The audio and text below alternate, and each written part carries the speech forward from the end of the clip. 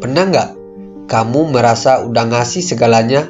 Waktu, tenaga, perhatian, bahkan hatimu, tapi tetap dianggap remeh.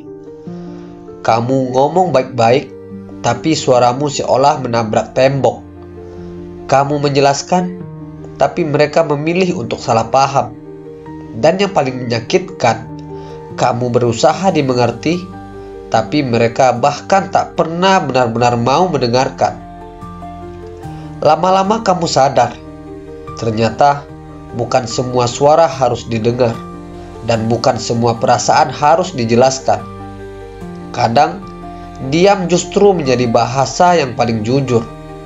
Bukan karena kamu kalah, tapi karena kamu sudah cukup. Makanya, jangan buru-buru pergi.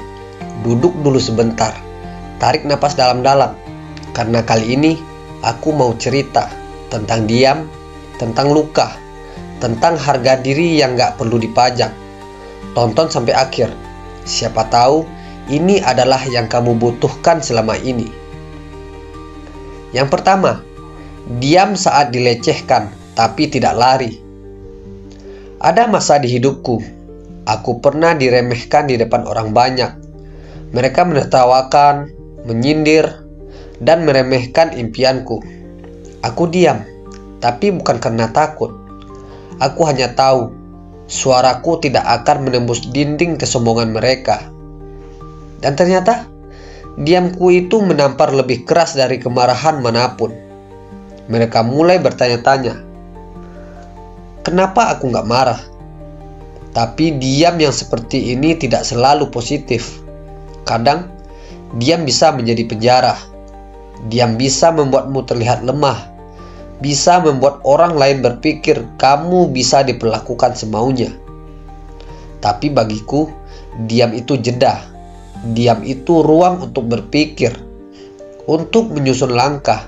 Sampai akhirnya, diam itu berubah menjadi tindakan. Dan tindakan itulah yang menjawab semuanya. Yang kedua, diam saat ingin membela diri. Aku pernah disalahkan atas sesuatu yang tidak kulakukan. Naluri pertamaku ingin membela diri, ingin menjelaskan, ingin bilang, bukan aku. Tapi aku diam. Aku belajar bahwa orang yang sudah memutuskan untuk menyalahkanmu tidak sedang mencari kebenaran. Mereka hanya butuh kambing hitam. Dan aku menolak menjadi itu. Sisi buruknya, rasa sakit yang kupendam membuat malam terasa panjang. Tapi sisi baiknya, aku belajar tahan. Aku belajar mengamati siapa yang benar-benar peduli dan siapa yang hanya mencari celah. Diamku mengajarkanku untuk tidak selalu buru-buru membela diri, karena kebenaran tidak selalu perlu diumumkan, cukup dijalani. Yang ketiga, diam saat ingin balas dendam. Pernah nggak kamu disakiti sampai kamu ingin orang itu merasakan yang sama? Aku pernah, dan aku bahkan merencanakannya. Tapi aku diam, karena balas dendam tidak membuat luka sembuh, hanya membuat luka baru di hati yang sama. Namun, aku tidak menipu diriku sendiri. Ada sisi gelap dalam diamku. Aku menyimpan dendam itu dalam-dalam, dalam diam, dan itu bisa menggerogoti jika tidak diolah dengan benar.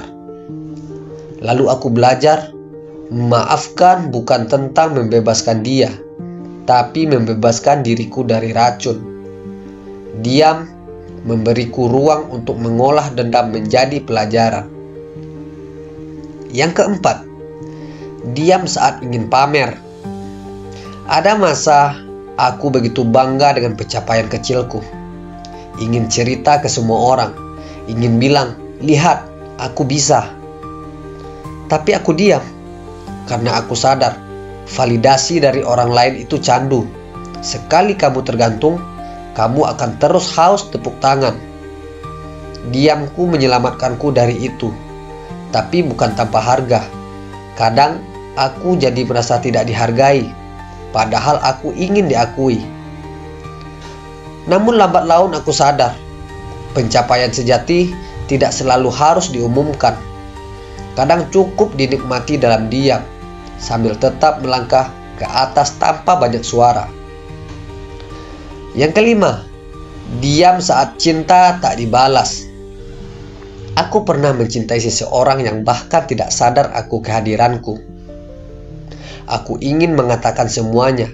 Aku ingin mengungkapkan betapa besar rasa itu. Tapi aku diam, karena aku tahu cinta yang dipaksa menyakiti dua orang sekaligus, yang mencinta dan yang dipaksa mencintai balik.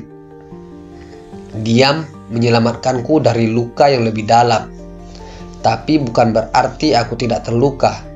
Aku menangis dalam diam, tapi dari sana aku belajar bahwa cinta yang sehat bukan tentang memaksakan, tapi tentang merelakan. Yang keenam, diam saat dikhianati. Tidak semua pengkhianatan datang dari orang asing. Seringnya justru dari orang yang paling kita percaya. Saat aku mengalaminya, aku tidak marah, tidak teriak, tidak melabrak. Aku hanya diam. Dan itulah yang paling menyakitkan bagi mereka, karena mereka tidak bisa lagi menebak isi hatiku. Tapi diam itu juga menyakitkan untukku, karena aku menelan semuanya sendiri. Namun dari situ, aku belajar. Kadang keheningan adalah perpisahan yang paling elegan. Tanpa kata, tanpa gaduh, hanya hening, tapi penuh arti. Yang ketujuh, diam saat dunia ramai. Dunia ini bising. Semua orang ingin didengar. Semua orang ingin bicara. Tapi aku memilih diam. Karena diam memberiku ketenangan. Diam memberiku ruang untuk mendengarkan diriku sendiri. Namun, diam juga membuatku merasa asing. Seperti berjalan sendirian di tengah keramaian.